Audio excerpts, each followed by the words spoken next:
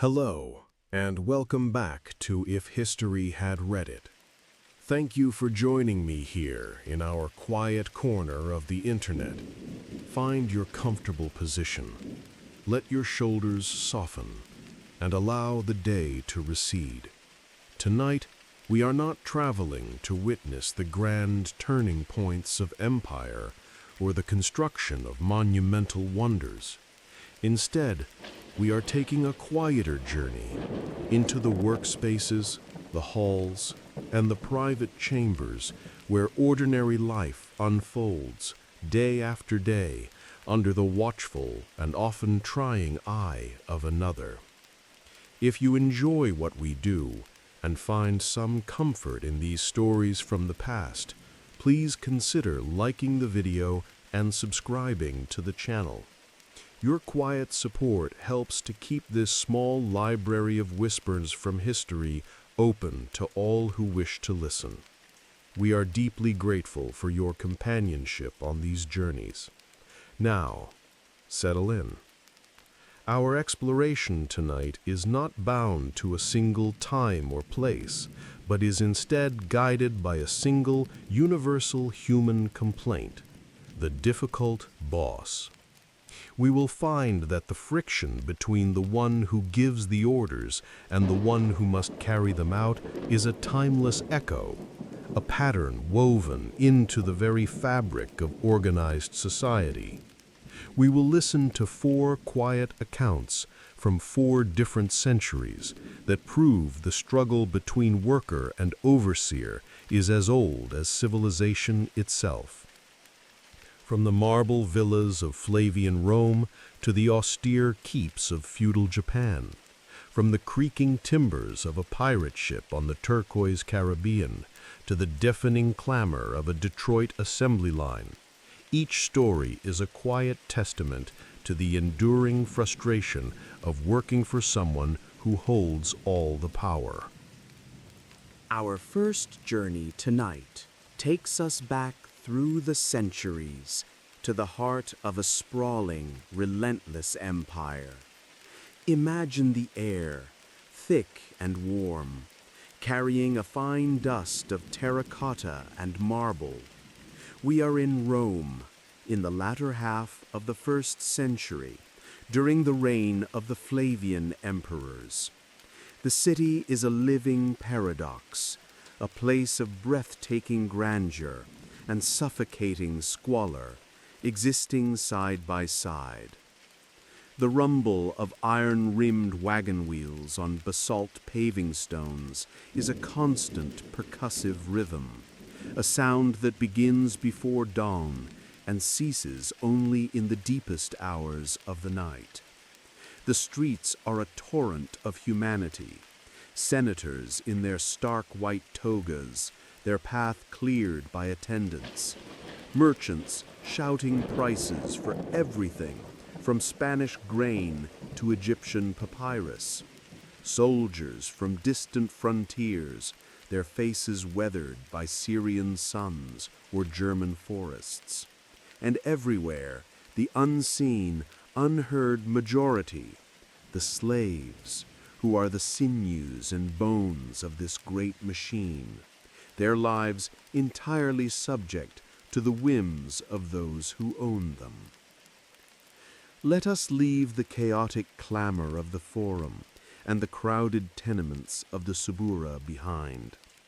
Our path takes us upward, along the slope of the Esquiline Hill, where the air grows fractionally cleaner and the noise recedes to a distant hum. Here, the city's character changes. High, windowless walls of brick and plaster line the quiet lanes, broken only by heavy wooden doors. These are the outer shells of the great urban villas, the domus, worlds unto themselves. To pass through one of these doorways is to leave the public city and enter a private kingdom. We find ourselves in the home of one Lucius Valerius Corvinus, a senator of considerable wealth, but, as is so often the case, of somewhat less considerable taste. His fortune is relatively new, derived from lucrative shipping contracts, and he wields it with the anxious energy of a man desperate to prove he belongs. Inside his domus, the evidence is everywhere. The atrium, the grand entrance hall, is a masterpiece of ostentation. Sunlight streams down from the rectangular opening in the roof, the compluvium, glinting on the surface of the shallow marble pool below, the impluvium, which is inlaid with expensive blue and green mosaics depicting a rather garish battle between dolphins and a kraken. The frescoes that adorn the walls are shockingly bright, their colors still fresh. They tell the stories of Hercules and his labors, with the hero's face bearing a subtle yet unmistakable resemblance to the senator himself. The air is cool here, insulated from the city's heat, and carries the faint, pleasant scent of watered plants and perfumed oil. This house is not a home in the modern sense. It is a complex, tiered society. Dozens of slaves moved through its corridors and courtyards with a quiet, practiced efficiency. In the kitchens, there is the distant clang of bronze pots and the raised voices of the head cook. In the peristyle garden, with its manicured hedges and bubbling fountain, gardeners clip and water under the watchful eye of an overseer. Burly Thracian slaves, the lecticari, stand near the entrance, ready to carry the master's litter through the city streets. In a small, functional office near the entrance, scribes with ink-stained fingers manage the household accounts, their styluses scratching softly against wax tablets. Every single person has a function, a rank in the hierarchy, a place in the intricate ballet of daily service. And within this world, there are distinctions of status as rigid as any outside these walls. The field slave who toils on the senator's country estate has a different life entirely from the cook, who in turn has a different standing from the master's personal attendants. And among these, the most prized, and perhaps the most tormented, are the educated slaves. This is the world of Hermes. He was not born into servitude. He is Greek, from a respectable family in Corinth that chose the losing side in a minor political dispute settled by Roman swords. His education, once his pride, is now the instrument of his bondage. He can read and write fluently in both Greek and his captor's Latin. He is familiar with the soaring poetry of Homer and Sappho, the dense philosophies of Plato and Aristotle, the masterful histories of Thucydides. This knowledge makes him immensely valuable to a man like Lucius Valerius Corvinus, who craves the intellectual legitimacy that he believes men of his station ought to possess. Hermes is the senator's lector, his personal reader, and the curator of his modest library. His days are spent in proximity to a luxury he can never share. He walks on mosaic floors that cost more than his entire family was sold for. He handles scrolls of the finest Egyptian papyrus, their wooden rollers capped with ivory. He lives and breathes an atmosphere of immense, casual power. But his reality is a small, windowless cell in the slave quarters, furnished with nothing more than a straw pallet and a wooden chest. It is a space of profound quiet, his only refuge. His duties are, on the surface, refined. He reads to the senator during his meals, or in the evening as a digestive aid. He is tasked with acquiring new scrolls for the library and with meticulously cataloging the existing ones. But the core of his role The part that grinds away at his soul is more specific. The senator fancies himself a poet. It is a common affliction of the wealthy Roman elite, this desire to be not just powerful, but also an artist. And Hermes is his captive audience, his first critic, and his unwilling editor. He must listen to odes of staggering mediocrity, to epics that limp from one clumsy hexameter to the next, and he must offer praise. He must suggest gentle improvements without ever wounding his master's fragile pride. He must perform a deep and scholarly appreciation for verse that would make a provincial schoolmaster weep. He is a man who knows the taste of fine wine, forced to spend his days extolling the virtues of sour vinegar. The misery is not one of physical hardship, but of a quiet, relentless intellectual suffocation. Imagine him now, standing in the senator's study, the tablinum. It is late afternoon. The fierce Roman sun has mellowed, and a long shaft of golden light cuts through the room's single high window, illuminating a universe of dancing dust motes. The study is cluttered with affects of intellectualism. A bronze bust of Sophocles stares blankly from a pedestal. A map of the known world is painted on one wall, and scrolls are piled in wicker baskets and stacked in wooden cubbyholes. The air is still and smells of papyrus, cedarwood oil, and old leather. Hermes stands perfectly straight, his face a carefully composed mask of placid attention. The senator, Lucius Valerius Corvinus, reclines on a couch, a plate of figs and honeyed nuts by his side. He is a man in his 50s, growing soft around the middle, his face florid and pleased with itself. He holds a new scroll, freshly unrolled, its ink still dark. A familiar sense of dread settles in Hermes' stomach, a feeling as predictable as the setting of the sun. He knows what is coming. The master has written another poem, and the performance is about to begin. It is from this quiet, gilded prison that our first post of the evening originates. The scroll is cool in my hands. The papyrus is new, smooth, and heavy. He spares no expense on the materials, only on the thought that goes into the words. I unroll it just enough to read the title, though I already know what it will say.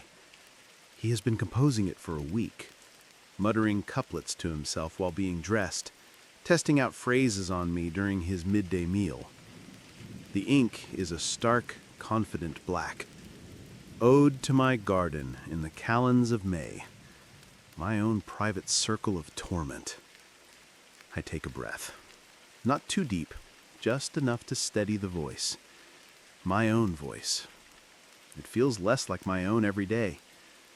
It is a tool, like the master's silver letter opener or his strigil for the baths. It must be sharp, clean, and do its job without complaint. Shall I begin, master? I ask. My voice is a perfect model of deference. Calm, clear, ready. He waves a languid hand from his couch, popping a fig into his mouth. Proceed, Hermes, and try to feel it this time. Inhabit the words. I inhabit the words. I begin to read. O verdant square of tranquil deep delight, that greets my eyes and fills my soul with light.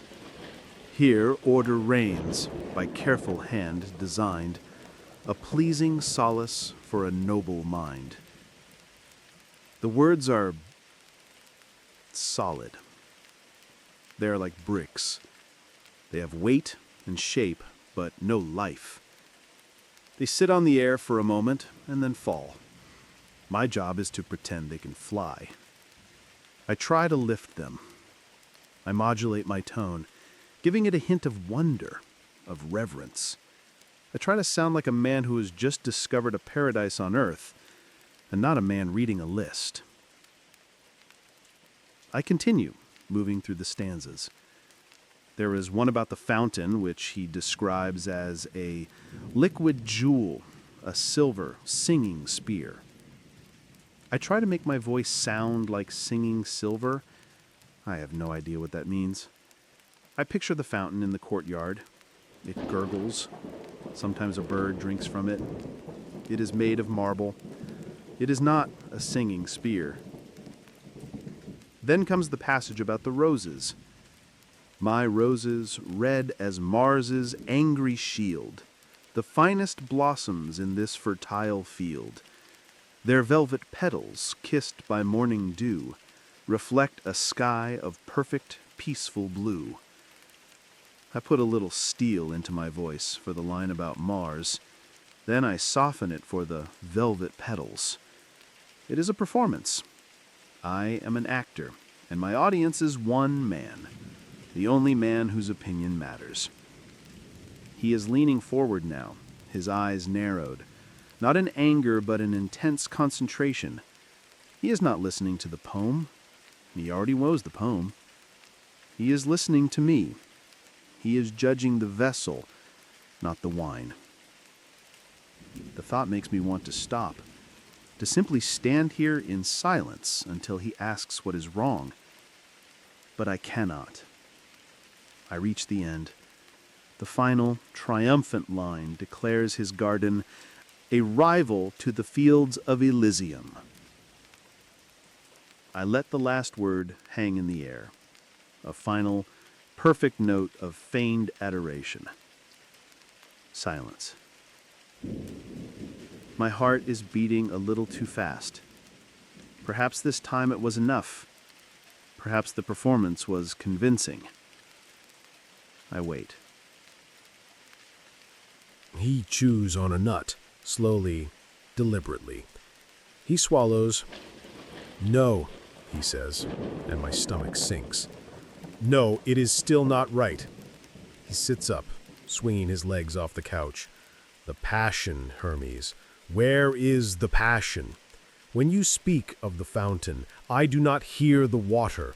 I want to feel the cool spray on my face as I listen. Your words are dry." My words are his words. I do not say this. I bow my head slightly. "I will try again, master." "Yes, you will. From the beginning. And this time, more flow. Like the water you are speaking of. Let the lines run into one another. Do not be so rigid." So I begin again. I read the first stanza, trying to make the lines flow. It makes the meter, which is already clumsy, completely fall apart. It sounds like a child running downhill, tripping over his own feet. I feel a flush of shame, as if I had written it myself. I get to the fountain. A liquid jewel, a silver singing spear. I try to read it with more flow. I soften the consonants. I draw out the vowels. I sound like I have a mouthful of honey. It is embarrassing. He seems to like it. He nods, a small, approving grunt. This is what he wants. He does not want poetry. He wants flattery. He wants to hear his words turned into music, no matter how dissonant the tune. We get to the roses. My roses, red as Mars' angry shield. He holds up a hand. Stop. I stop and wait. That line, he says, pointing a finger at me. There is no anger in it. Mars is the god of war. His shield has seen battle. It is not a decorative thing. I need to feel the fury of the battlefield in that line so that the next line, the one about the blossoms, has more contrast. Do you understand? It is about contrast, light and shade. I understand perfectly. He read a book on rhetoric once. He remembers the words, but has no grasp of their meaning. I want to tell him that a rose in the garden has nothing to do with the fury of battle. The metaphor is cheap. It is meaningless. Instead, I say, "Yes, master, I understand. Light and shade." Read it again. Just that part. The roses. So I read it again. This time, when I say Mars' angry shield, I lower my voice. I make it guttural. I spit the words out. It sounds ridiculous. It sounds like a stage villain in a cheap comedy. "Better!" he exclaims, clapping his hands together once. It is a sharp, loud sound in the quiet room. "Better! You see! You have it in you! Now, from the beginning of that stanza, with the new feeling for the shield." I do as I am told. I take a breath, and I read the stanza about the roses for the third time. Then the fourth. He makes me adjust the way I say velvet petals. First it is too soft, then it is not soft enough. On the fifth try, he is satisfied. "Excellent," he says. Now, from the beginning of the entire poem, with all the changes, I want to hear it all together. We have been at this for over an hour. The bar of sunlight on the floor has crept from the edge of the mosaic to the leg of his couch. My throat is starting to feel like sand. I read the entire poem again. It is the 6th time I have read some of these lines. They have lost all meaning.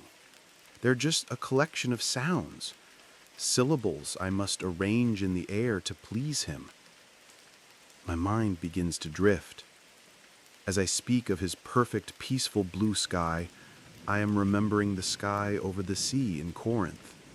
A different blue, a deeper blue, a blue that meant home. I remember sitting with my father in our own small garden. He was reading to me from Homer. His voice was not a performance. It was a conversation. He was sharing something he loved. His voice was calm and real, and it made the words come alive without any effort. "The bees, Hermes, the bees!" His voice cuts through my memory. I realize I have stopped reading. I was staring at the wall. "Forgive me, master. I was concentrating on the rhythm." "You were not," he says, his tone sharp now. "You were somewhere else. I pay you to be here, in this room, in this poem. Now the stanza about the bees. It is weak. Your humming is not convincing." The stanza about the bees. I hear the hum of nature's tiny workers, as on my thyme they go about their duties. I need to hear the bees, Hermes, a gentle hum, a contented buzz, not the drone of a bored slave. Again, the bees. I read the lines about the bees.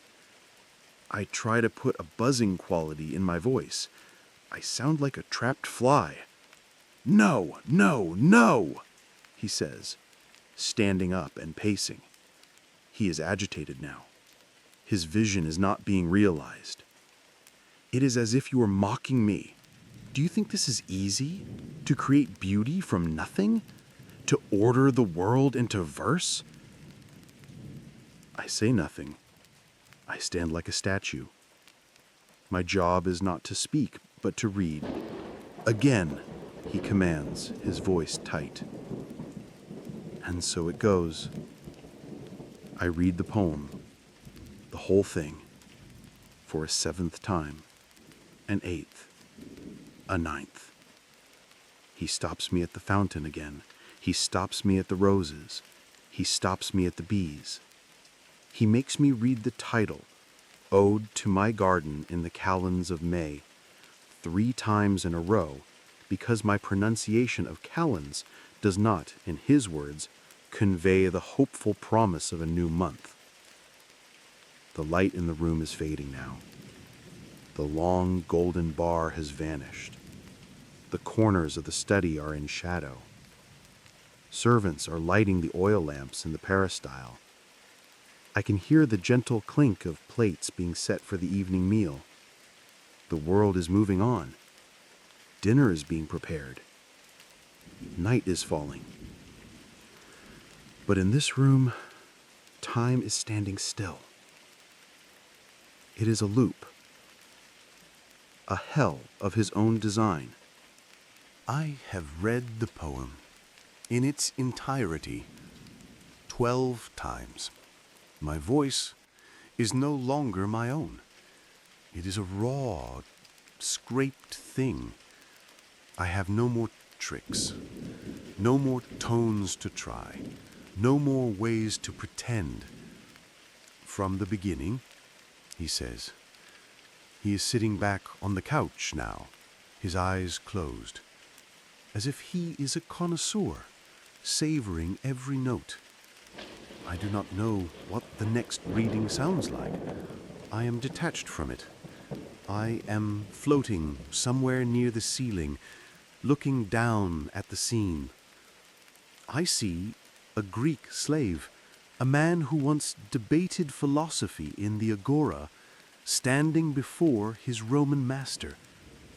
I see the slave's mouth opening and closing.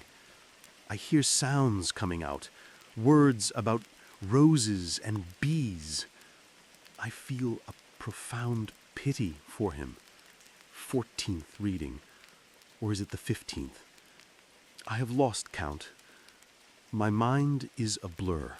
The words are a meaningless chant. Verdant square, liquid jewel, angry shield, velvet petals, tiny workers. When I finish, the silence is different. It is heavier. I feel a cold dread. He has not corrected me. He has not said a word. I wait. Finally, he opens his eyes. He looks at me, and his expression is not one of pleasure or anger. It is one of disappointment. A deep, weary disappointment. It is no use, he says, sighing. The spirit is simply not in you today, Hermes. You have the education, but you lack the soul of an artist. You read the words, but you cannot make them live. It is a flaw in your character, I suppose. He waves his hand, a gesture of dismissal. Go. We will try again tomorrow. Perhaps you will have more spirit then. Pray to the muses for it. I roll up the scroll. My hands are shaking, not from fear, from a rage so deep and cold it feels like ice in my veins. I bow. I walk out of the study, my back straight. I do not let him see. I cross the now lit courtyard. I pass the other slaves. They avert their eyes. They know the master's moods. They know what it means to be his reader. I reach my cell. I close the door. It is completely dark. I do not light a lamp. I sit on my straw pallet. The stone walls are cool against my back.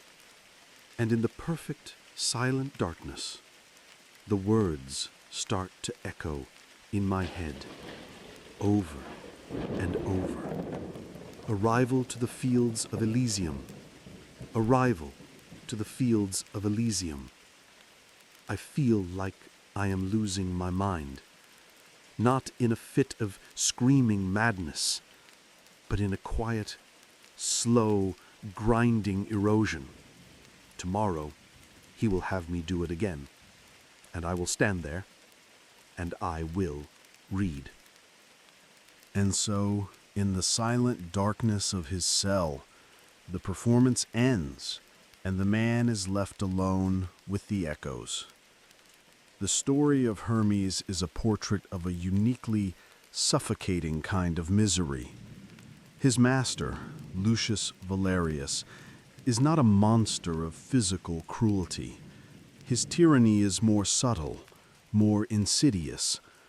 It is the tyranny of the insecure ego, of a man who demands not just labor from his property, but emotional and intellectual validation. He does not want a reader. He wants a mirror that reflects a more talented version of himself. He craves the genuine admiration that his work cannot possibly command, and so he attempts to force its performance from the one person who cannot refuse him. This is a dynamic of power that is profoundly, miserably human. The senator's failing is not malice, but a complete and total lack of empathy, an inability to perceive the person before him as anything more than an instrument for his own gratification. He sees Hermes's Greek education not as a history of a life lived or a mind cultivated, but as a feature, a tool he has purchased. He believes he owns Hermes's knowledge, his voice, and even his spirit.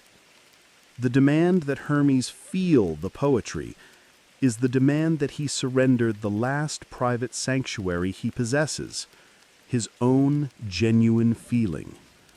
He is being asked to erase his own taste, his own intellect, and replace it with a hollow echo of his master's vanity. The quiet desperation in that Roman cell is not confined to the ancient world. The specifics of slavery make Hermes's situation extreme and inescapable, yet the core of the conflict is timeless. It is the struggle of any subordinate who is forced to applaud a bad idea, of any employee who must perform enthusiasm for a project they know is flawed simply because the person in charge has decreed it so. It is the quiet humiliation of having your own expertise ignored in favor of a superior's whim. The tools of work change, the nature of our obligations shifts, but this particular form of psychic friction, this grating of a competent mind against a powerful but mediocre one, is one of history's most consistent refrains. Hermes's suffering is not from the lash or the chain, but from the slow, grinding death of his intellectual integrity, one terrible line of poetry at a time. The quiet frustration of the educated slave finds its echo in countless lives across history. In any situation where loyalty is demanded in the face of an impossible reality. To explore this further, we must let the memory of Rome's marble and heat dissolve. Our journey now carries us forward more than 1,000 years in time and far to the east, across the vastness of a continent to an archipelago of islands shrouded in mist and legend. We arrive in Japan during the Muromachi period, around the middle of the 15th century. This is an age of elegant contradiction. The formal, refined culture of the imperial court in Kyoto still sets the standard for art, for poetry, for life. It is the era of exquisite ink painting, of the highly ritualized tea ceremony, of the stark beauty of Zen rock gardens. But beneath this veneer of sublime culture, the foundations of the old world are cracking.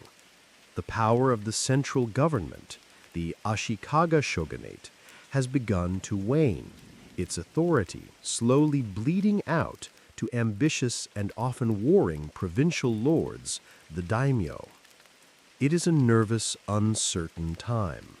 Old, respected families who can trace their lineage back for centuries find their traditional sources of wealth, rice paddies and the loyalty of peasants, are no longer enough.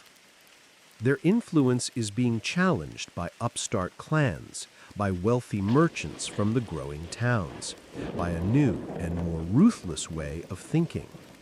It is an autumn for the old samurai class, a season of slow, creeping decay where honor and a famous name are often the only currency one has left. Let us travel to a small, forgotten domain in the mountainous country of central Honshu. Here there are no grand castles with concentric rings of moats and towering stone walls. Instead, nestled in a valley carved by a swift-moving river, is the keep of a minor lord. It is less a fortress and more a large, fortified farmhouse, a relic of a more stable time. The signs of its decline are subtle but pervasive. The great wooden gate that marks the entrance to the compound sags slightly on its iron hinges.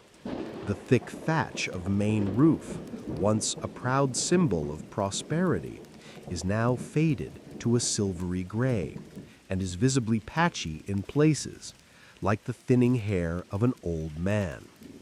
The carefully raped patterns in the gravel courtyard are disturbed by the stubborn green shoots of weeds, and the carp in the small mossy pond are thin and sluggish.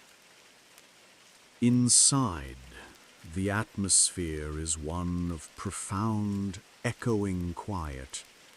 The paper screens, the shoji, that divide the rooms are luminous in the soft, indirect light, but a closer look reveals small tears and holes, meticulously patched with squares of slightly different colored paper. The dark wooden floorboards of the verandas, polished by generations of shuffling feet, creak with every step. There should be the sound of activity here, the chatter of servants, the crisp commands of a captain of the guard, the clatter of weapons being maintained.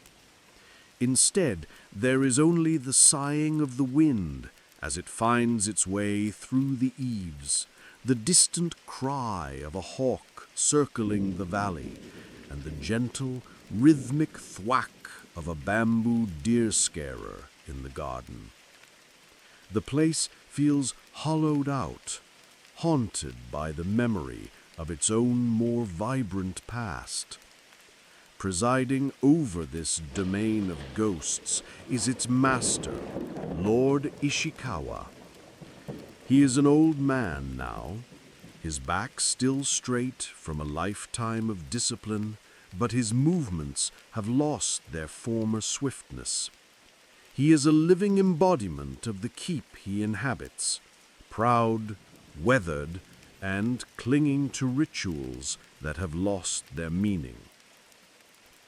Each morning, he practices with his sword in the courtyard, but his cuts lack their former power, and he is quickly out of breath. He insists on holding the formal tea ceremony every week, following its intricate choreography with unwavering precision, but the tea he serves is bitter and cheap, and the bowls from which it is drunk are old and chipped. His pride is a fortress more formidable than his crumbling walls. It is a shield forged from the glorious deeds of his ancestors, men who rode with shoguns and were rewarded for their valor with this very land. He cannot or will not acknowledge the gulf between that heroic past and his impoverished present. To do so would be to admit failure, a shame his samurai spirit cannot bear.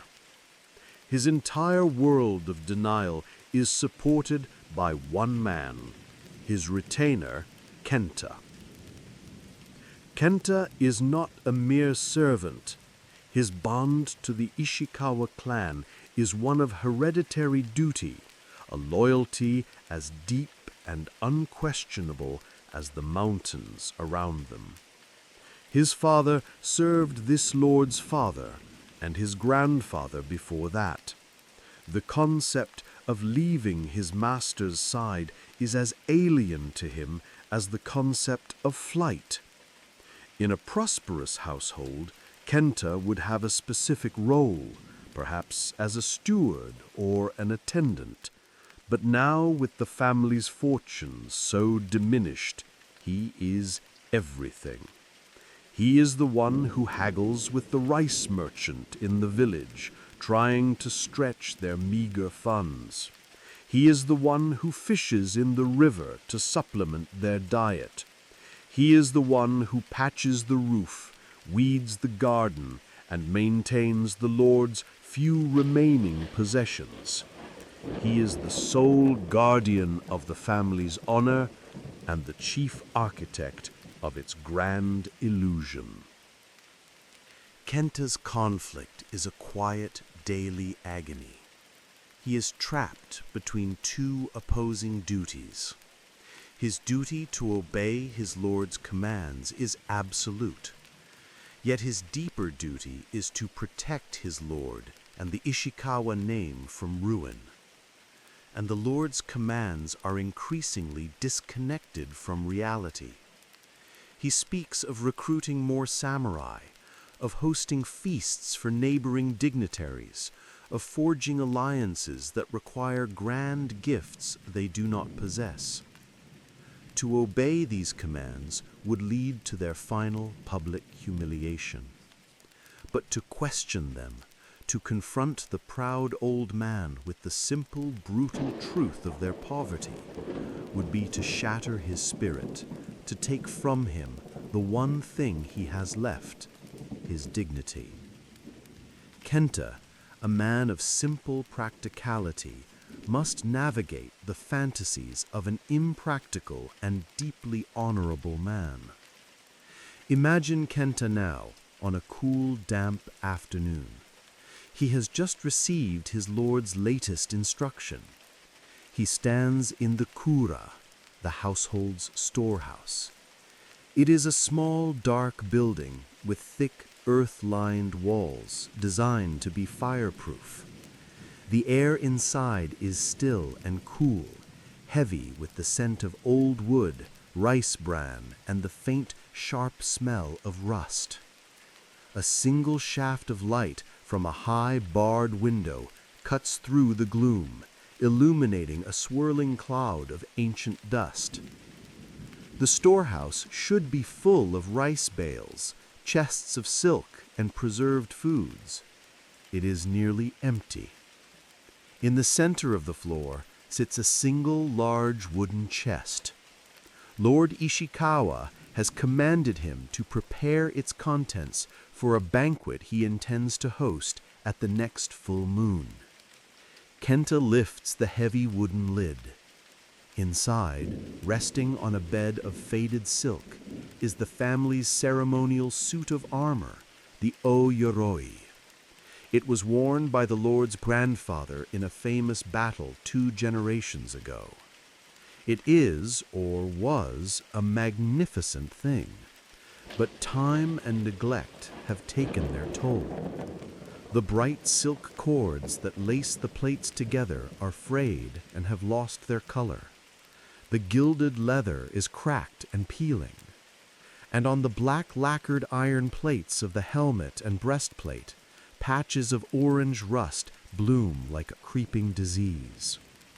Restoring such a piece would require the delicate hands of a master craftsman, weeks of work, and materials they cannot afford. And it is to be made ready for a banquet for which there is no food, in a hall that has no guests. It is in this moment, staring at this symbol of corroded glory, that the full, crushing weight of his situation settles upon Kenta. It is from this place of impossible duty that we hear his voice. The rest comes off on my fingers, a fine orange powder. It smells of damp earth and time. I rub my thumb against my forefinger, and the powder becomes a faint stain on my skin. He wants me to make this armor shine for the banquet. I look around the storehouse. The air is cold. In the corner, 3 sacks of charcoal for the winter fires, a stack of old tatami mats nibbled by mice, a few sealed jars of pickled plums from 2 summers ago, and the big wooden bin for the rice. I lifted the lid this morning. The sight of the bare wood at the bottom gave me a cold feeling in my stomach. There is a thin layer of rice left, enough for the 2 of us for 10 days, maybe 12. That is, if we have only 1 small bowl a day. There is no rice for a banquet. There is barely rice for tomorrow. My Lord does not see this. He sees the world through a screen of memories.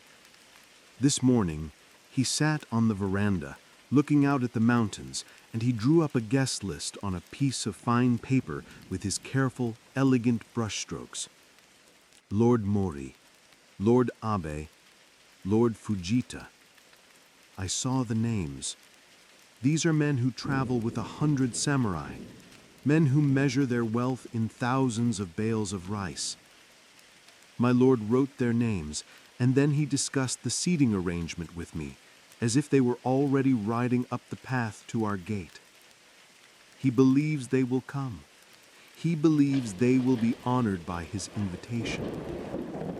I am to polish the armor.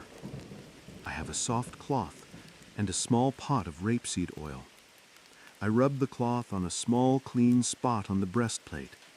The oil makes the black lacquer darker, but it does not make it shine. Where the rust has eaten into the metal, the oil just creates a dark, ugly smear. It looks worse. It looks like a fresh wound. This is the armor his grandfather wore. I have heard the stories since I was a boy. The silk cords were the color of a winter sunrise. Now they are a faded, muddy brown. The lacing on the shoulder guards is broken in 3 places. If I try to mend it, it will crumble in my hands. The helmet, shaped like a fierce dragon's head, is supposed to be the pride of the Ishikawa clan. Its eyes were once inlaid with gold. The gold is gone. Someone long ago must have pried it out to pay a debt. My lord has never noticed, or if he has never spoken of it. He sees the gold that was once there. I only see the empty sockets. How do I tell him? The words will not form in my mind. It feels like a betrayal. Yesterday, a merchant from the town came to the gate, a wealthy man, dressed in fine silk, though he did not carry a sword. He offered a good price for the forest on the north slope. He wanted the timber. I brought the offer to my lord. He did not even let the merchant into the courtyard. He said the spirits of his ancestors resided in those trees, and they would not be sold to a commoner for coin. He dismissed the man without another thought. The money from that timber would have fed us for 2 years. It would have bought new thatch for the roof. It would have filled the rice bin to the top. My lord chose to keep the spirits in the trees. Now the spirits are all we have left to eat. His pride is the most precious thing in this house. It is more valuable than the armor, more important than the rice. If I take that from him, he will have nothing. Last month, he insisted on re-gilding the family crest on the main gate. We had no gold leaf. I spent 2 days painting it with a yellow lacquer I made from grinding up flowers. From a distance, in the right light, it almost looks like gold. He was very pleased. He stood and looked at it for a long time. He said, "It is important to show the world that the Ishikawa name still has weight."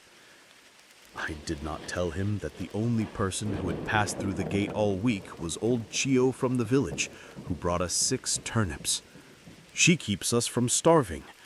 My lord believes she is simply paying respect to his noble line.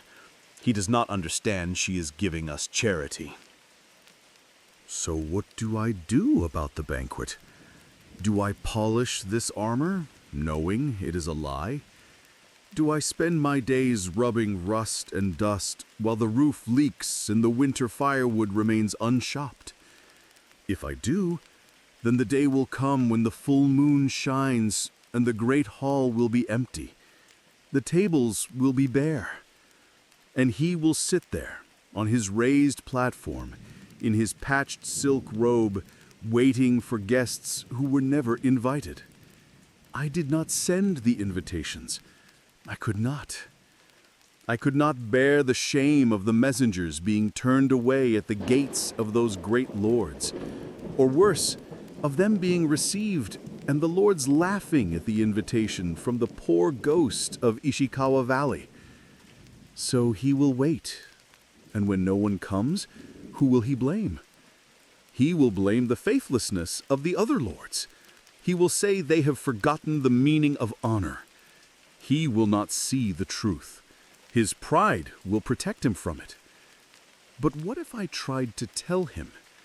What if I went to him tonight as he sips his bitter tea, and I kneel before him, and I say the words, "My lord, we are ruined"? What would his face look like? He would not rage. That is not his way. His face would just collapse. The pride would drain out of him like water from a cracked cup. He would grow smaller. He would look like what he is, a frail old man at the end of a long and faded line. He would nod, dismiss me, and retreat into his chambers. And I truly think that he would not come out again. My words would be the sword that finally takes his life. My loyalty would be the thing that kills him. Is there another way? A gentler way? Perhaps I can say the armor is too sacred to be moved. An ancestral spirit resides within it now, and it must not be disturbed. He understands the world of spirits. He might believe me, but that only solves the problem of the armor. It does not solve the problem of the food, the empty hall, the phantom banquet. The lie would be a small patch on a great whole. I look at the helmet in my lap. The empty eyes of the dragon stare up at me. It is a hollow thing. We are a hollow house. I am a hollow man. My purpose gone. My purpose is to serve him, to protect him. But I cannot protect him from the world. I cannot protect him from the truth. I can only choose the shape of the lie.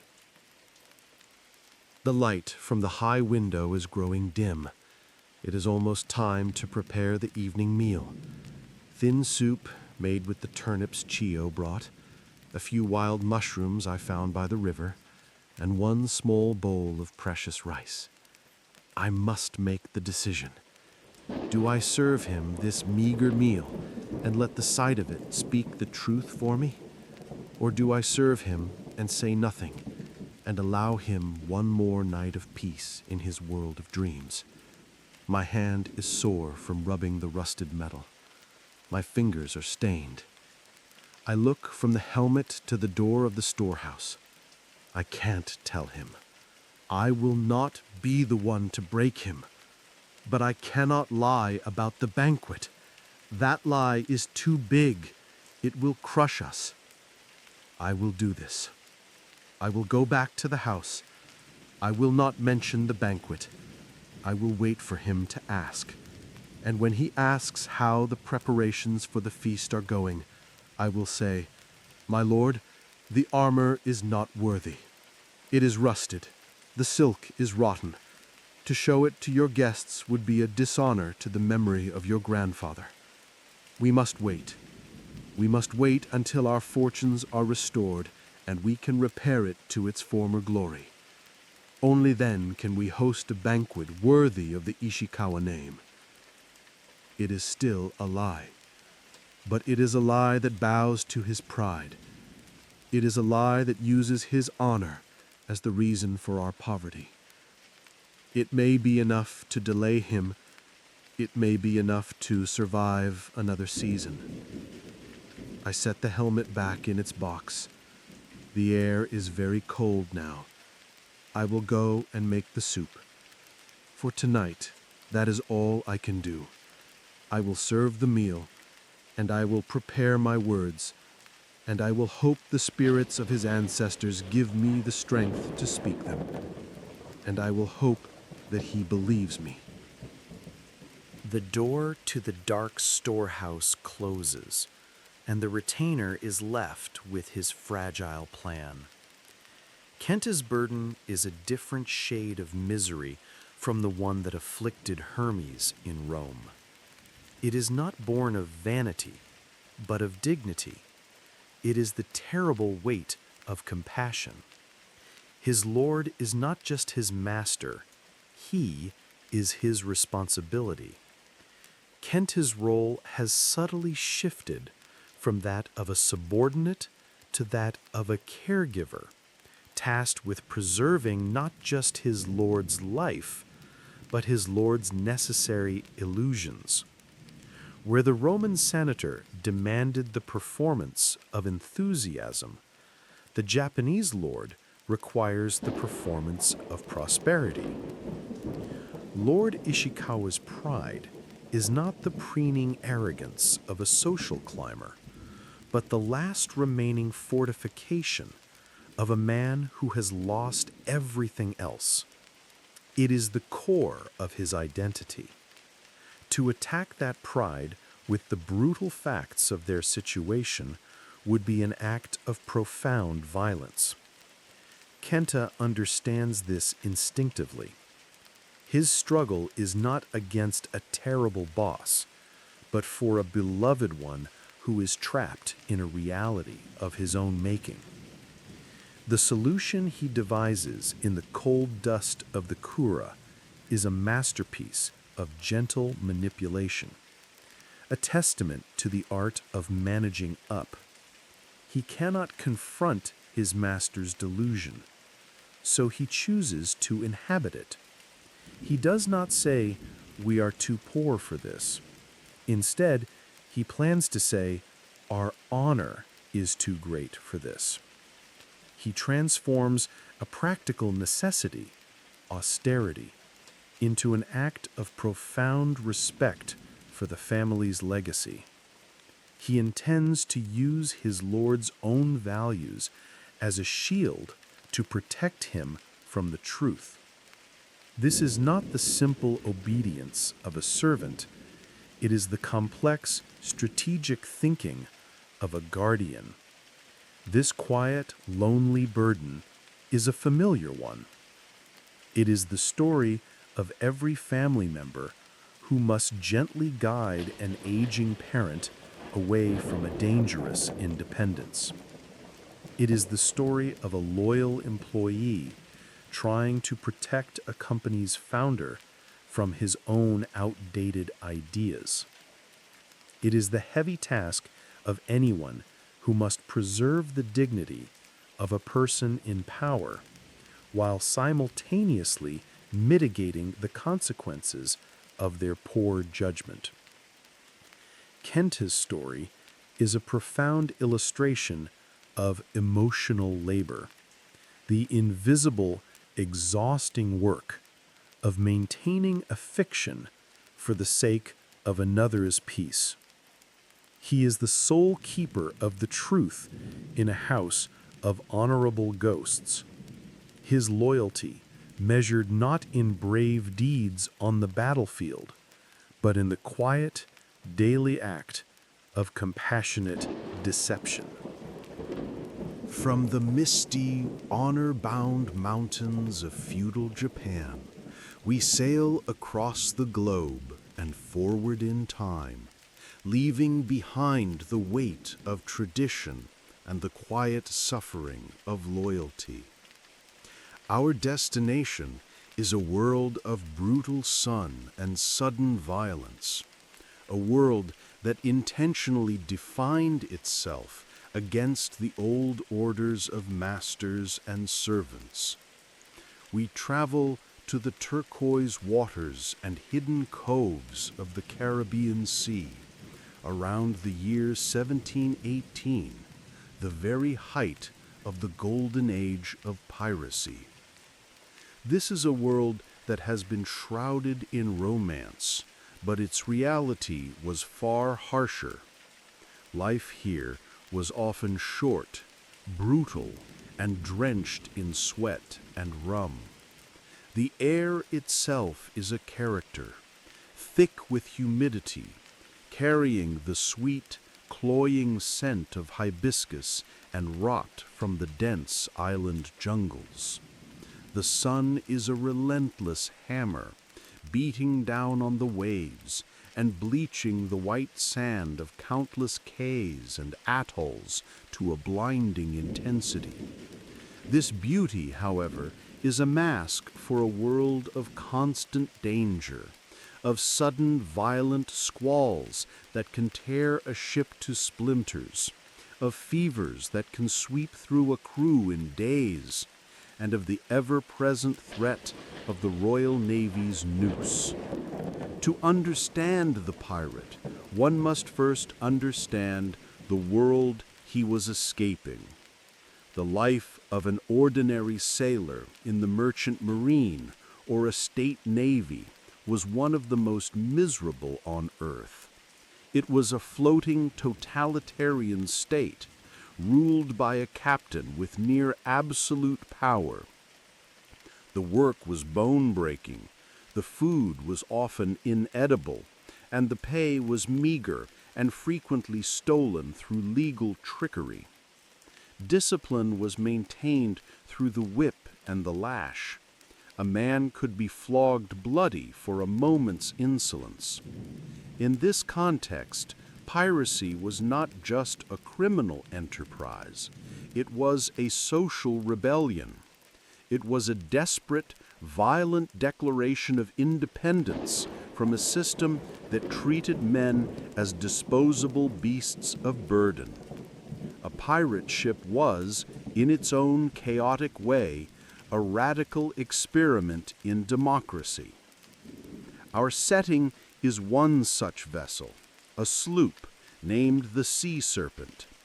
She is not a grand, ponderous galleon, but a swift, nimble predator, her hull painted black to make her less visible at night. She is built for speed and fighting, not for comfort. The entire world of her crew is contained within her 70-foot length.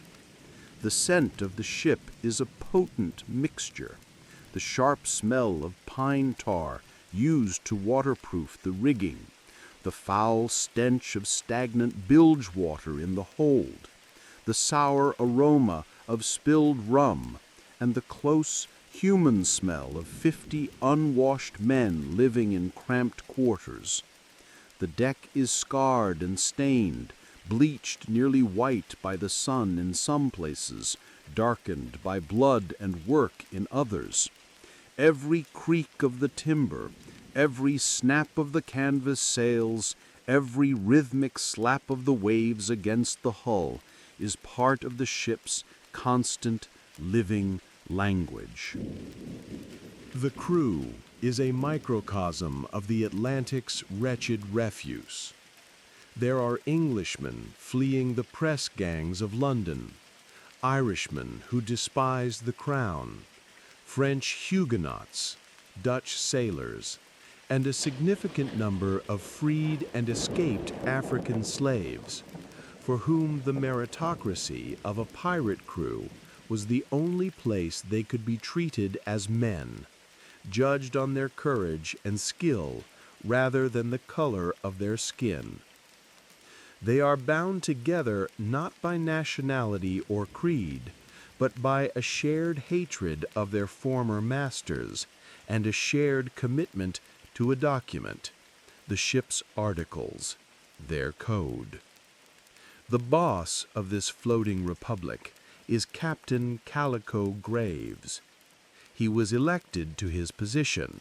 He did not inherit it or buy it.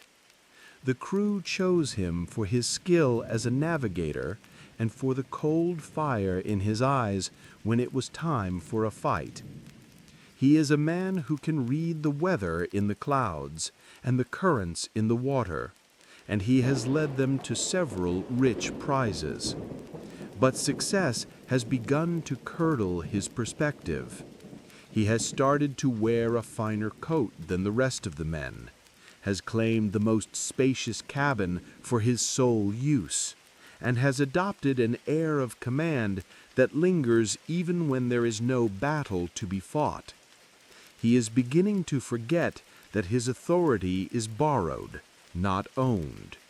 He is beginning to look like the very thing they all ran away from.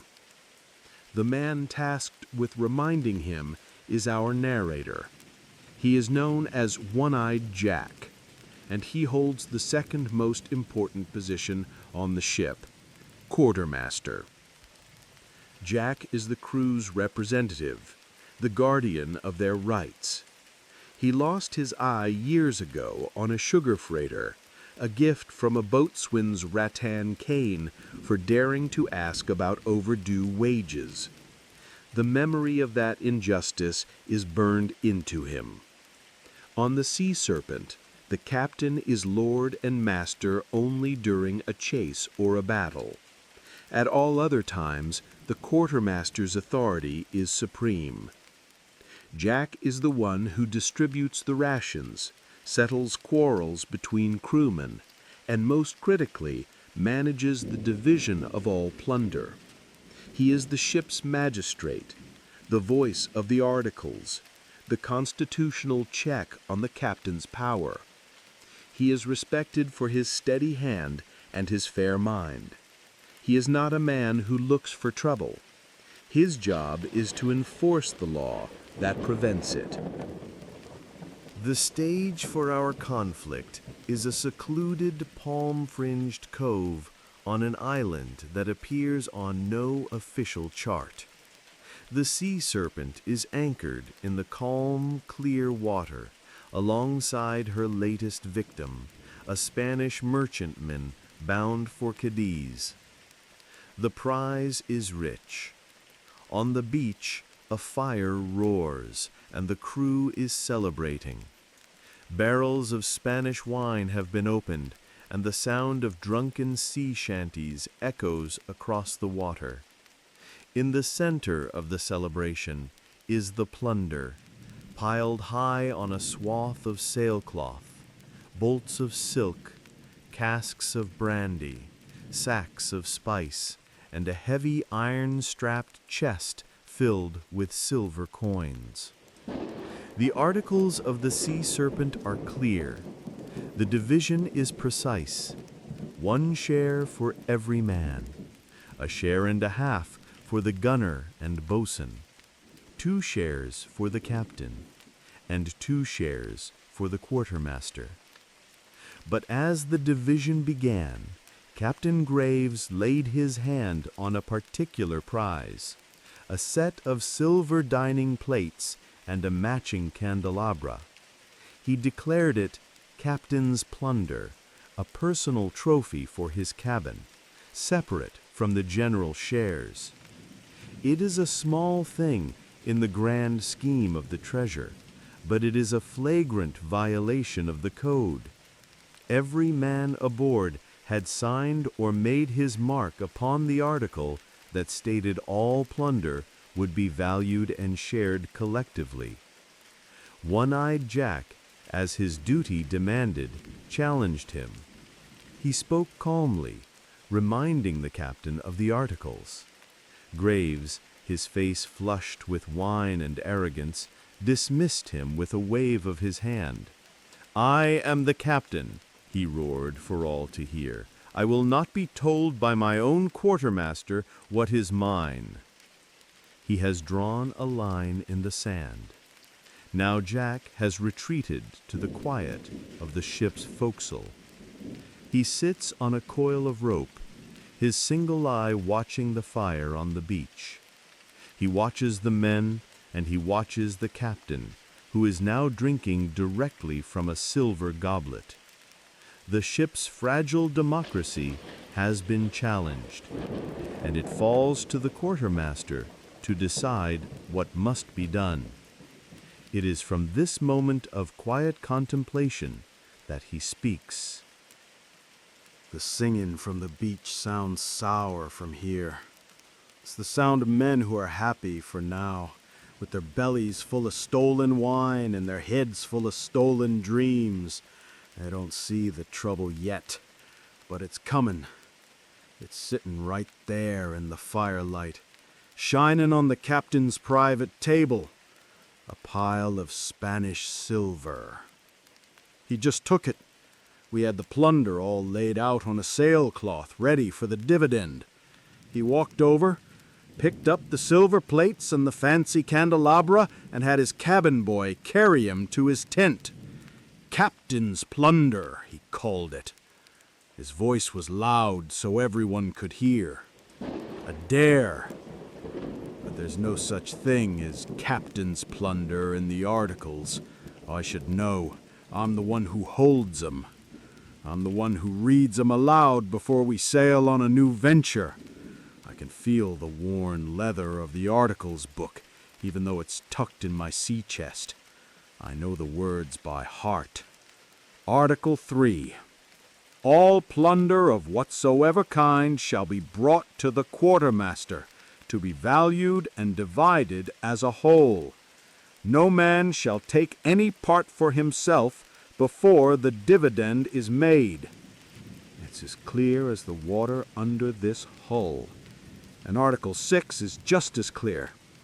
Any man found to cheat his fellows of their share by so much as a single piece of 8 shall be marooned on the first deserted shore. Marooning, left to starve, that's the law for a common thief. What's the law for a captain who's a thief? I saw this coming. I've seen the change in him. It started small. The fine coat he took from that merchant captain, he paid a share for it, true enough, but he wears it constantly now, even in this heat, strutting around the deck like he's walking the streets of London. Then he barred the door to his cabin. Used to be we'd all crowd in there to look at the charts. Now it's his private space, his castle. Last week I heard him order old Thomas to polish his boots. Thomas has been sailing these seas since before Graves was born. He just stared at him, then spat on the deck and walked away. The captain let it go, but he was angry. I saw it in his eyes. He's getting a taste for being the master, and forgetting he's just the first among equals. I did my duty. On the beach I went to him. I kept my voice low, respectful. "Captain," I said, "the articles say all plunder goes into the share." He'd been drinking. He turned on me and his face was red. He jabbed a finger at my chest. "I am the captain of this ship, Jack. I took the prize. I bear the risk. A little silver is my due." He said it for all to hear. And the men, they heard. Black Sam, our gunner, he suddenly found something very interesting to look at in his wine cup. Finn, the Irishman, just shuffled his feet in the sand. Nobody backed my play. The wine was flowing, the fire was warm. Nobody wanted trouble to spoil the party. So I gave him a nod, and I walked away. But a quartermaster can't walk away. Not for long. So here I sit. Am I the asshole if I push this? I could let it go. It's a few plates, a few candlesticks. We're rich today. Is it worth spilling blood over? But my one good eye sees the path this leads down. If he gets away with this, what's next? He decides he needs a 3-share dividend instead of 2. He claims the best brace of pistols from the next prize for himself. The articles are the only anchor that holds this ship together. They are what make us different from the Navy ships, from the merchantmen. On those ships, the captain is a king. On this ship, the captain is an employee. If one link of that chain breaks, the whole thing goes slack, and we're just another floating hellhole with a tyrant on the quarterdeck. So, what are my choices? I can call a full council tomorrow, get every man on his feet on the deck, sober this time. I can unroll the articles and read them aloud, and then put the question to the company. Has your captain broken the law you all swore to uphold? It's the formal way, the right way, but it's a direct challenge. Graves has his mates, men who drink with him. It could split the crew down the middle. We could end up fighting each other with cutlasses on this beach. That's a fool's game. Nobody wins that but the sharks. Or I can be clever. I can do what a quartermaster is supposed to do. I can take the temperature of the crew. I can have a quiet word. Start with Finn. He's got a hot temper, but he's a straight dealer. I could find him cleaning his pistol tomorrow and just say, "The captain's getting heavy." See what he says. Then I'll talk to Black Sam. He's slower to speak, but the men listen to him.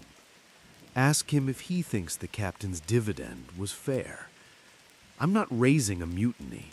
I'm conducting a poll. I'm asking if the men are satisfied with their elected official. If they are, I'll drop it. I'll accept the will of the company. But if they're not, if they're feeling the same unease as I am, then it's my duty to offer them a choice. Article 1. Every man has a vote in the affairs of the moment.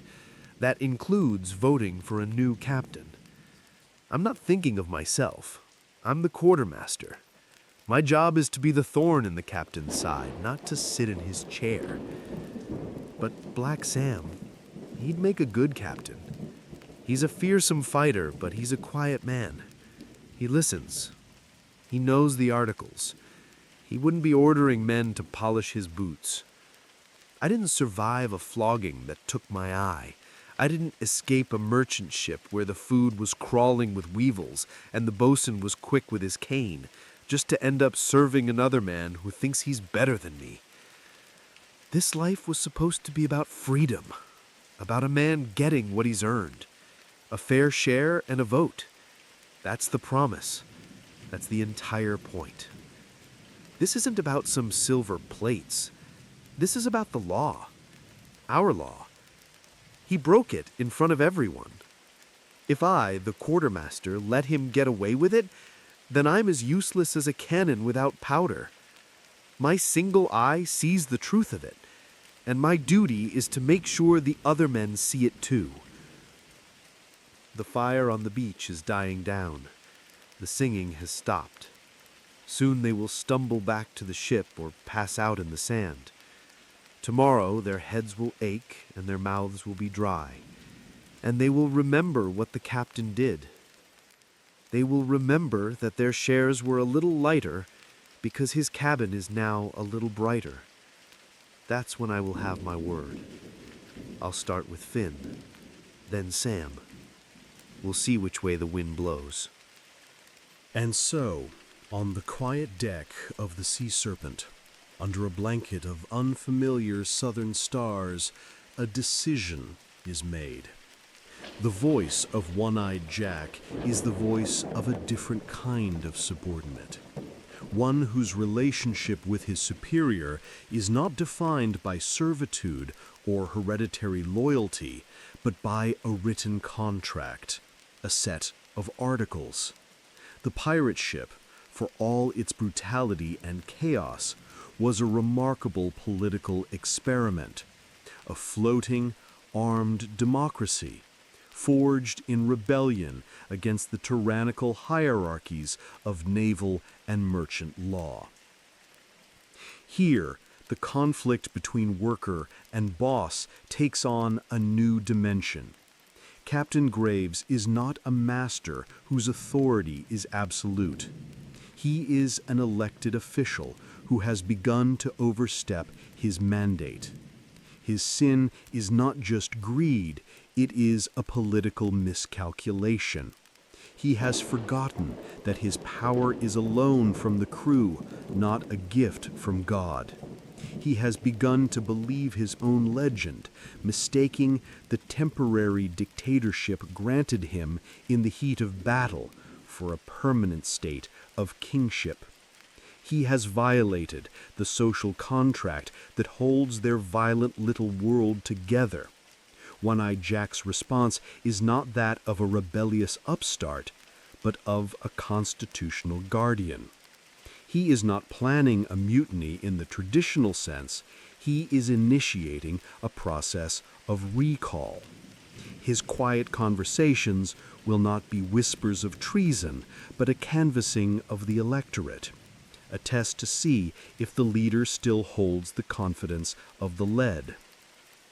His role as quartermaster makes him the living embodiment of the system of checks and balances that the pirates created to prevent the rise of the very autocrats they had fled. This scenario, played out with cutlasses and rum, is a raw and primal version of a conflict that exists in any democratic organization. It is the story of the union representative who must challenge the factory boss, of the co-op member who questions the director, of any citizen who sees their elected leader acting against the laws they swore to uphold. It is the fundamental challenge of accountability. How does a group remove a leader who no longer serves their interests, especially when that leader holds the instruments of power? The pirate solution was direct, dangerous, and decisive. It was a reminder that on the Sea Serpent, the ultimate authority did not reside in the captain's cabin, but in the collective will of the crew. In this society of outlaws, the principle of a fair share and a vote was not an abstract ideal. It was the law, and for men like One-Eyed Jack, it was a law worth killing for. We leave the sun-scorched decks and bloody democracy of the pirate world behind us. Our final journey tonight is a leap across 2 centuries, into an age no less revolutionary, but whose tyranny was of a different sort entirely. It was not the personal whim of a single man, but the cold, impersonal logic of a system. We are bound for the roaring heart of the 20th century, Detroit, Michigan, in the year 1924. The air here is electric with change, filled with the blare of jazz trumpets and the rumble of a nation on the move. Great towers of steel and stone are scraping the sky in cities across the land. It is an age of astonishing energy, of dizzying new wealth, and of a new god, the automobile, which promises a thrilling and unprecedented freedom. But beneath this glittering surface of the roaring 20s lies a new kind of servitude, forged not in iron chains, but in the relentless grinding gears of the great industrial machine. Our destination is the crucible of this new age, a Ford automobile factory. Here a revolution is underway, one that will reshape the nature of work itself. It is founded on a new philosophy known as scientific management. The idea is as simple as it is terrifying, that human beings can be engineered just like any other component of a machine. Every single motion of a worker can be studied, timed, broken down into its constituent parts, and optimized for maximum efficiency. The goal is to eliminate every wasted second, every unnecessary step, every human flourish. The craftsman, with his years of skill and judgment, is obsolete. He is being replaced by the worker, a living cog whose only purpose is to perform one simple, endlessly repeated task at a pace dictated not by his own rhythm, but by the unceasing movement of the assembly line. Imagine the factory itself. It is a cavernous, continent-sized building, a city of steel and concrete under a single roof. The air inside is a thick soup of smells: hot metal, lubricating oil, acrid smoke, and the sweat of thousands of men. And above all, there is the noise. It is not just a sound, it is a physical presence. A constant, deafening, soul-crushing symphony of machines. The high-pitched scream of metal being cut. The percussive, deafening slam of hydraulic presses. The angry hiss of pneumatic tools. And underpinning it all, the deep, rhythmic, grinding roar of the line itself. A sound that gets into a man's teeth and bones and echoes in his skull long after his shift has ended. And the line is the true master here. It is a great, moving river of steel that never stops. From dawn until dusk, it snakes through the vast factory floor, carrying the skeletons of cars. At each station, a man stands, and as a chassis glides before him, he performs his single, specific task. The line is the clock, the foreman, the god of this world. It dictates the speed of every action. It does not slow down for fatigue or pause for a moment of distraction. It is relentless, inhuman, and absolute. The immediate boss in this world is the foreman, but he is merely a priest serving the greater deity of the system. He does not build anything. He does not work with his hands. He walks the line, a clipboard in one hand, and in the other, the most terrifying instrument in the factory, a stopwatch. He is an efficiency expert. His gaze is cold and diagnostic. He is not looking at the men. He is looking for flaws in the process. He watches a worker's hands, searching for a wasted motion. He times the interval between one task and the next. He measures everything, because in this new religion, everything that can be measured can be improved. A friendly word to a neighbor is a production flaw. A moment spent stretching a sore back is an inefficiency. A trip to the bathroom is a disruption to the workflow. This boss is not motivated by the familiar demons of vanity or greed. He is motivated by the cold, dispassionate numbers on his clipboard. His cruelty is the cruelty of the spreadsheet, the detached logic of the clock. He is not punishing a man for being human. He is correcting a component for being defective. Our guide into this world is a man named Frank.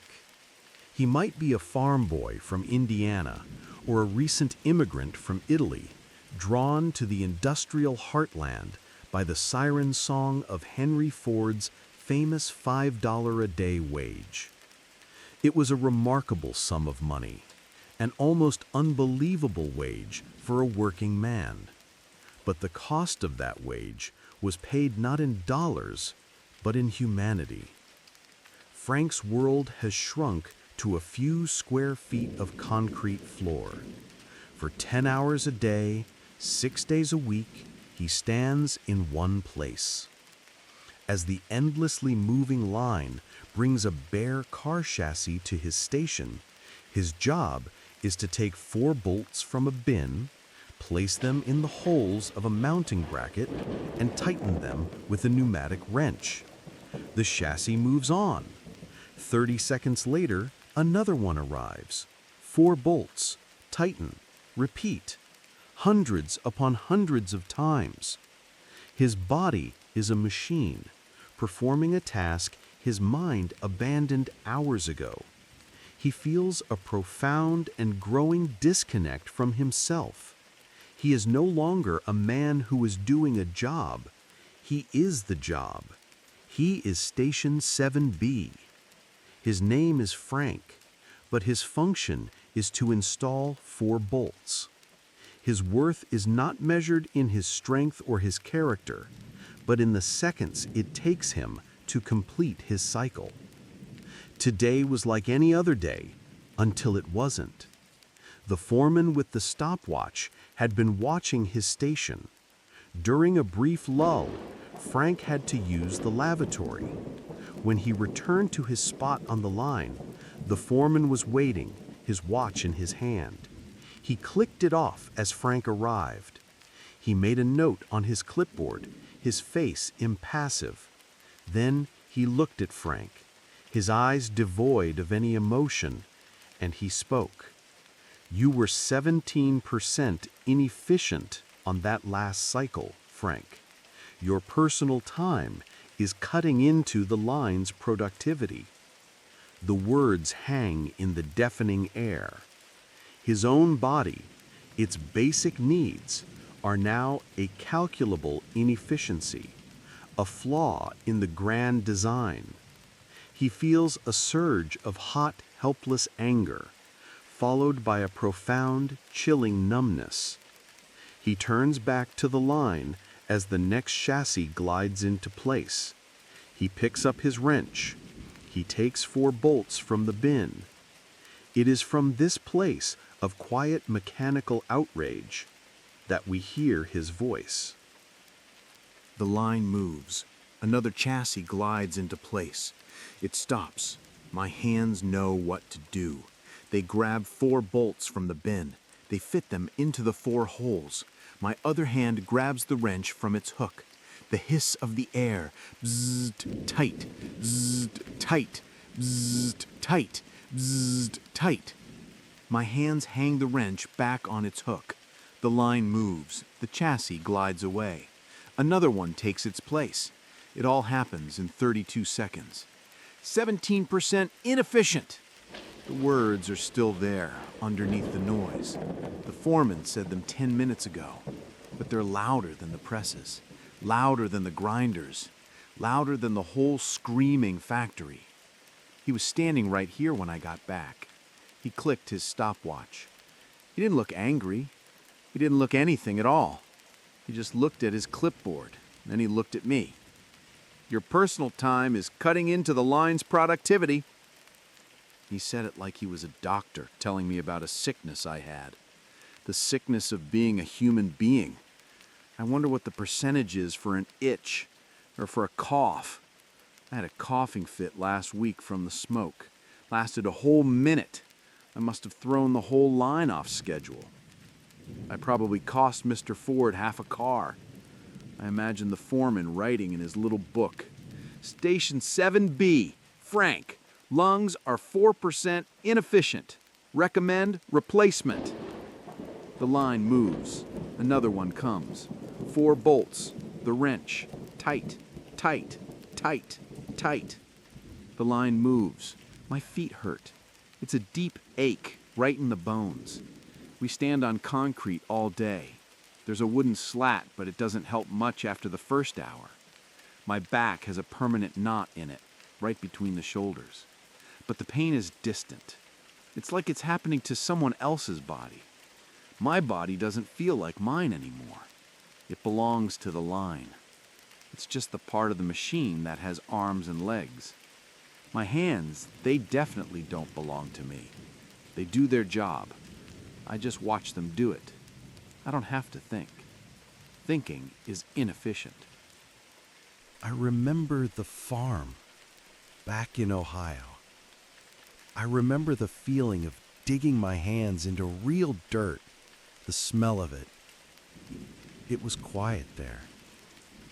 At night, the only sound was the crickets. You could think. The work was hard, sunrise to sunset, but at the end of the day, you could look back at a field you plowed. You could see what you did. You made a crooked furrow, it was your own damn crooked furrow. Here, what do? I tighten 4 bolts. At the end of the day, 300 shiny new Model Ts roll out of the factory. I have touched every one of them, but I have built nothing.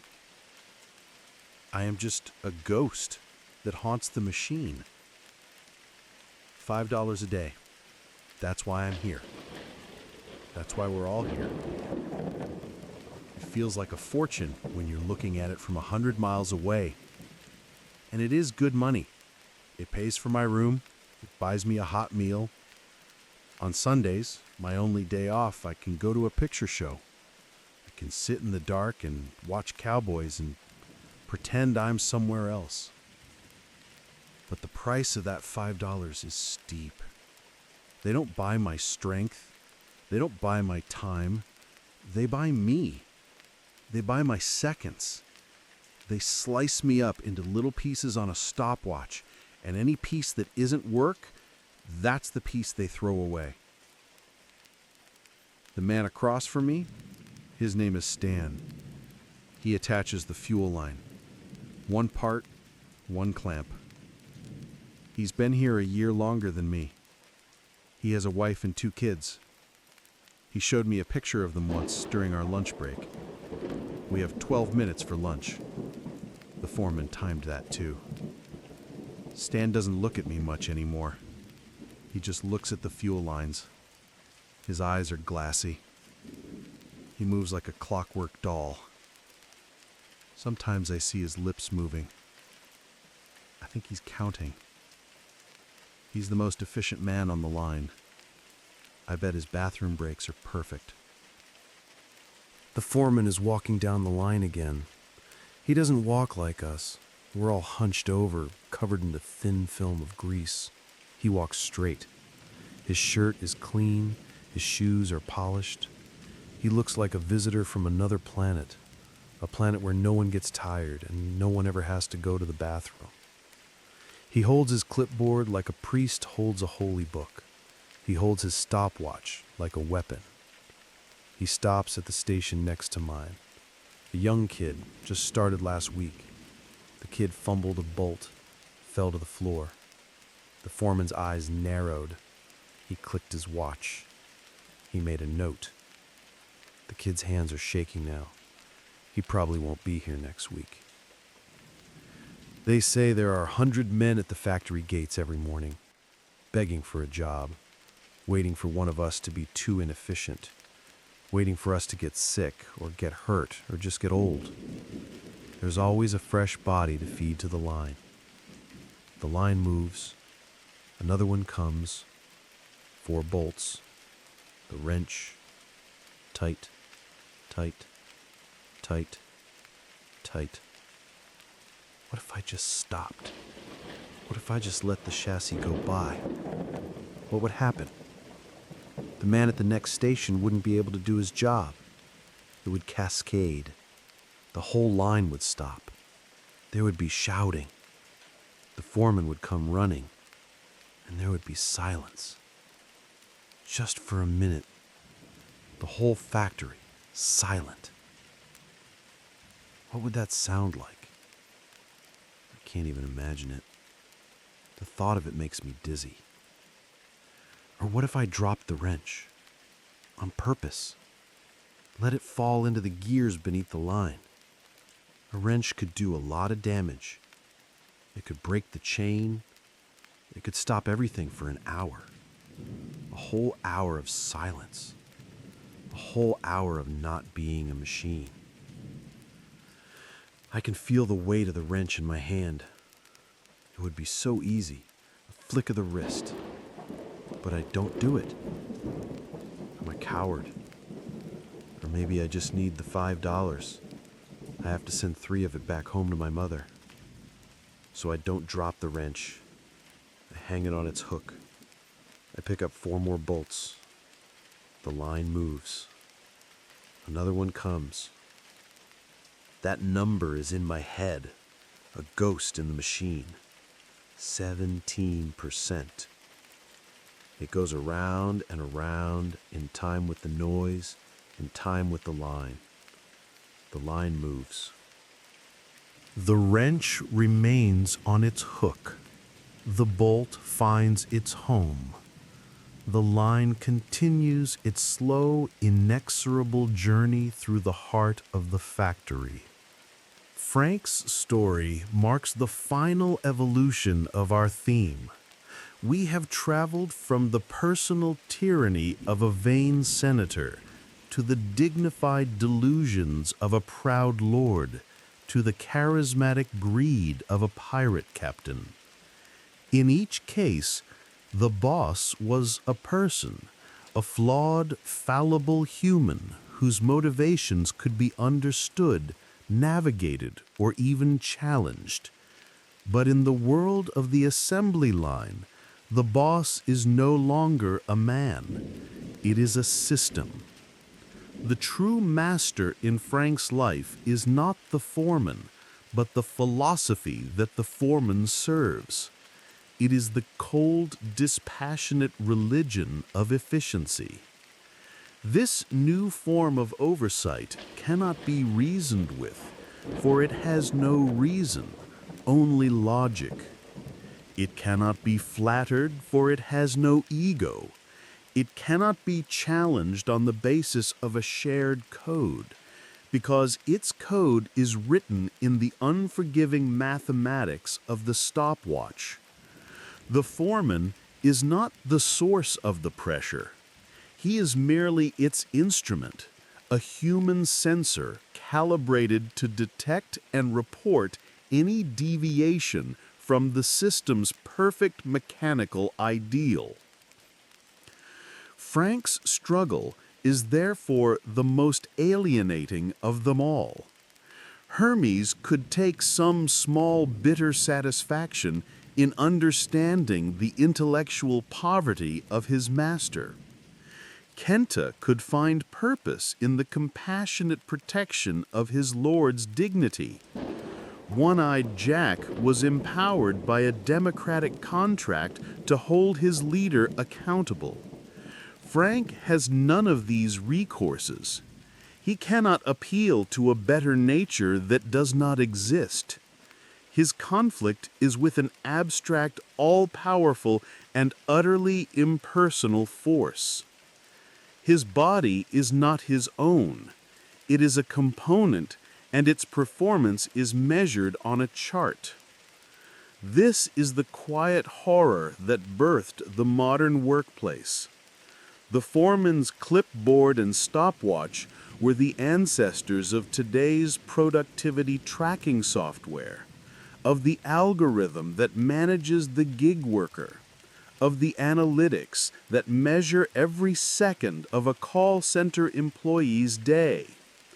Frank's feeling of being a ghost in the machine is the foundational anxiety of an age where human beings are increasingly treated as human resources, interchangeable parts in a vast economic engine, their value determined not by their character or skill, but by the data they generate. His quiet, desperate fantasy of dropping a wrench into the gears is the cry of a soul against a system that has no room for one.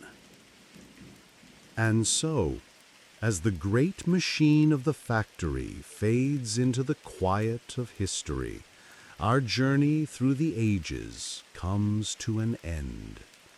We have listened to 4 whispers carried across time from 4 very different worlds, yet all speaking of the same enduring human friction. We began in the gilded prison of a Roman villa with Hermes, a man whose mind was his greatest treasure and his heaviest chain, forced to perform appreciation for a master consumed by a pathetic vanity. We then traveled to the crumbling keep of a Japanese lord, where the loyal Kenta shouldered the immense burden of his master's pride, weaving a compassionate lie to protect a fragile dignity. From there we sailed to the lawless Caribbean, where One-Eyed Jack, on behalf of his crew, prepared to challenge a captain whose greed threatened their fragile democracy. And finally, we stood with Frank, a ghost in the machine, his very humanity measured and found wanting by the new, impersonal god of the stopwatch.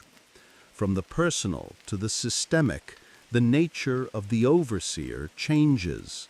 The difficult boss transforms from a flawed human being who can be understood, endured, or even deposed into a flawless and inhuman ideology.